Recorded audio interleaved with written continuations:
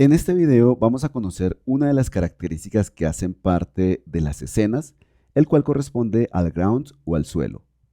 Lo primero que vamos a hacer es abrir un documento que ya tengo preparado. Voy a utilizar el atajo de teclado comando O control O y dentro de la carpeta 05 aspectos fundamentales voy a seleccionar el documento abox.dn. Hago clic en el botón Open o Abrir y aquí tenemos nuestro documento listo para trabajar. Seguramente en los documentos anteriores con los cuales hemos estado trabajando, ustedes ya han notado este grid o esta cuadrícula. Esta cuadrícula está representando el área del ground o el área del suelo. Y como su nombre lo indica, corresponde al ground o al suelo sobre el cual normalmente se ubican los elementos o los modelos 3D. Yo puedo, sin embargo, ocultar ese grid o esa cuadrícula. Para eso, sin tener seleccionado nada dentro de la escena, dentro del panel Properties o Propiedades, desmarco esta casilla de verificación grid o cuadrícula. Observen que voy a desmarcarla y la cuadrícula o el grid desaparece. Sin embargo, aun cuando no estemos viendo esa cuadrícula o ese grid, observen que continuamos visualizando, por ejemplo, esta sombra.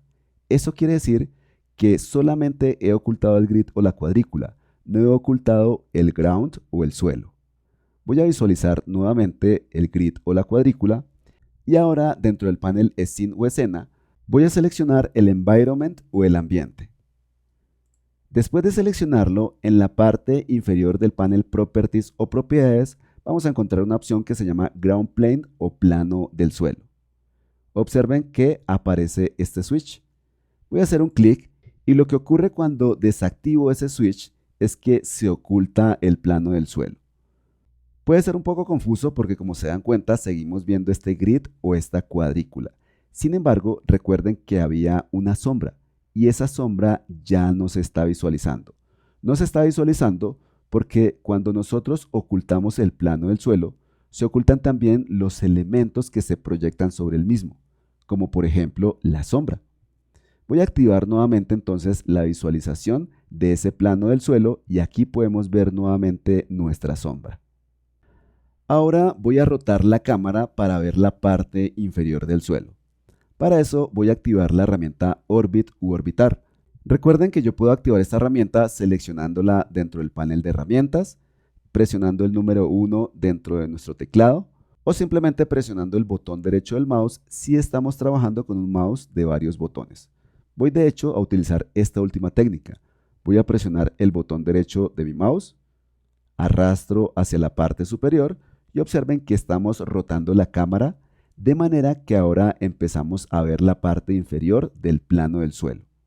Por supuesto, en este caso también estamos viendo la parte inferior de este modelo que está ubicado sobre el suelo. Y de hecho, tal como vamos a ver en posteriores ejercicios, nosotros podríamos desplazar este modelo para que todo el modelo o parte del mismo se ubique en la parte inferior del suelo. También tengan en cuenta un detalle que es bien sutil pero también bien importante y es el siguiente. Voy a rotar nuevamente el plano del suelo y observen que esta cuadrícula o este grid se ve de color gris. Ahora voy a rotar el suelo para verlo desde la parte inferior y observen que cuando estamos viendo la parte inferior del suelo, el color de esta cuadrícula o del grid cambia a un color rojizo. Esto para ayudarnos a identificar si estamos viendo la parte inferior del plano del suelo o estamos viendo la parte superior del plano del suelo. El plano del suelo es bastante extenso y puedo darme cuenta de ello utilizando la herramienta Dolly. Recuerden que yo puedo activar la herramienta Dolly haciendo un clic sobre la misma herramienta en el panel de herramientas, presionando el número 3 en el teclado.